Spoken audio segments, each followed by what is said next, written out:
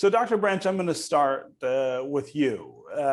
You made a decision to pass along the mantle of your church, the responsibility of your church to Pastor Pressley, which means you obviously have faith in him as an individual to lead that institution into the future. But talk about how that decision fits into this larger question of young people, young African Americans, and their relationship to the church. What's your level of faith in the ability and even the interest of young African Americans to continue this history and legacy in our community? Well, I have lots of faith in that because one of the things about it is that I remember so well being that young person, and coming along, and you want opportunity, you want freedom, you want a chance to come into your own, and so I feel that many of the young people who are coming along now are in the same position, and had not someone handed it off to me and bidded me forward, who knows where we would be. So I think that that's what it's about. The whole cycle is very, very important. And to have someone of the caliber of Pastor Pressley that we could, partner with in ministry was just dynamic in and of itself.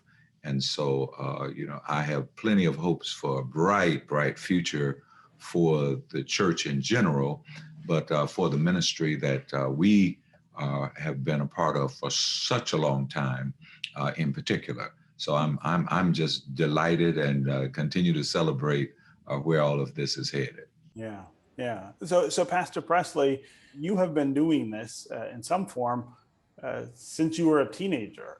So you never really had doubt, I guess, about the future of the Black church or its importance. But talk to me about where that comes from for you, where the interest comes from, and then where the desire for responsibility comes from.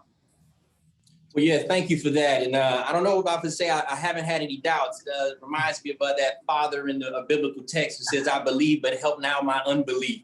Because there have been phases in my life where I really wondered whether or not the value and relevancy of the church will persist even for my generation. And so that period was really around my college years.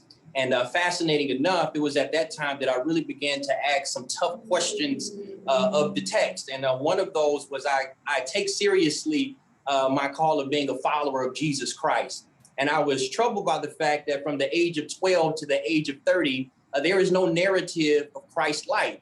And so I found it very difficult to figure out how Christ would have been in those youth and young adult years with no narrative in the story.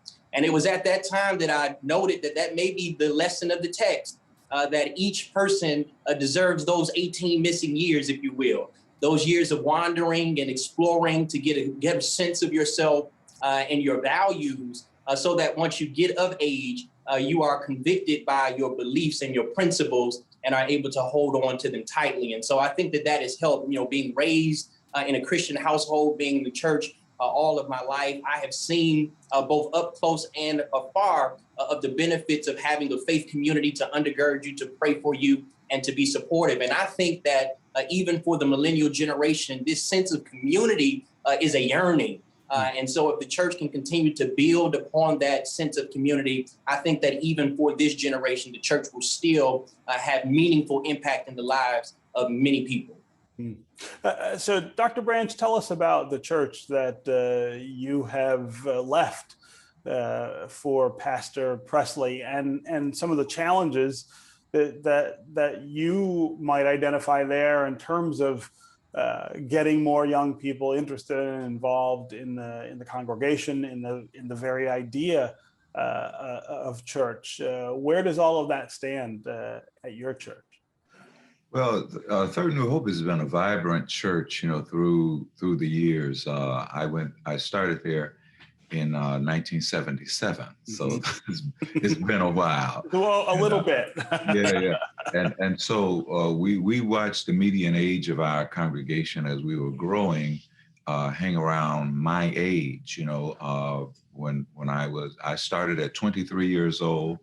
So a large number of our members in our first 5 years were, between 25 and 30 years old.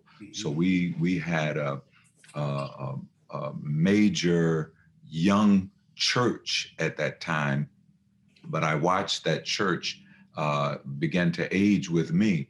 Now, we were blessed because our children during that time was also being reared into the church. So we started having babies and children were born right there.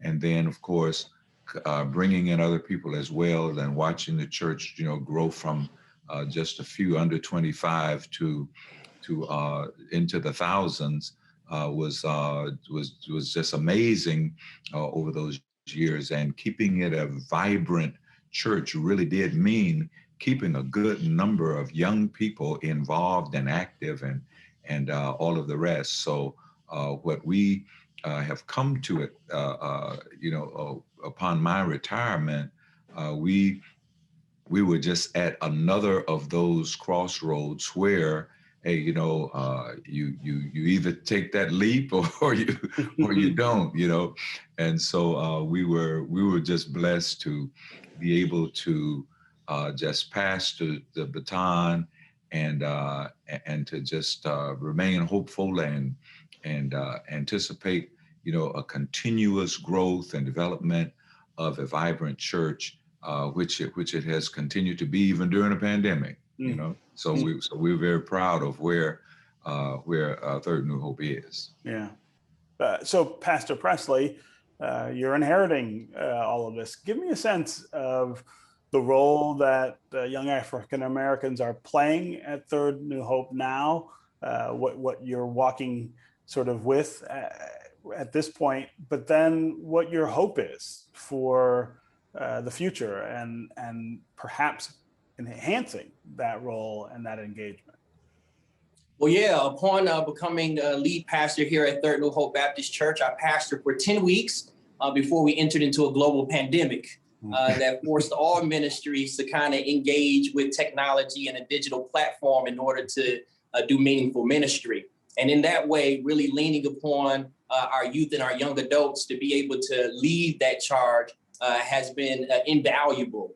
And so as we continue to move forward, I think that is yet the function and the focus of our ministry is to ensure that we are mission driven, that we give people an opportunity to make a meaningful difference, not only in their personal lives individually, but in the communities in which we serve.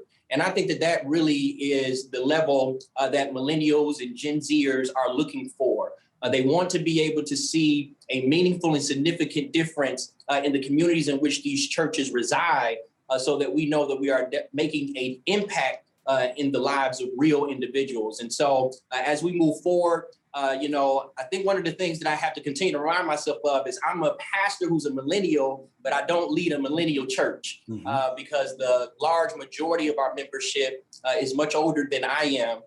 But that is one of the challenges of ministry, is that as a organization, we have to deal with many demographics and be able to hold them all at the same time. And so I think even this conversation models that what we are attempting to do at Third New Hope, which is to be intergenerational in our ministry offerings, to make sure that everyone has a space and a place to feel their God connection.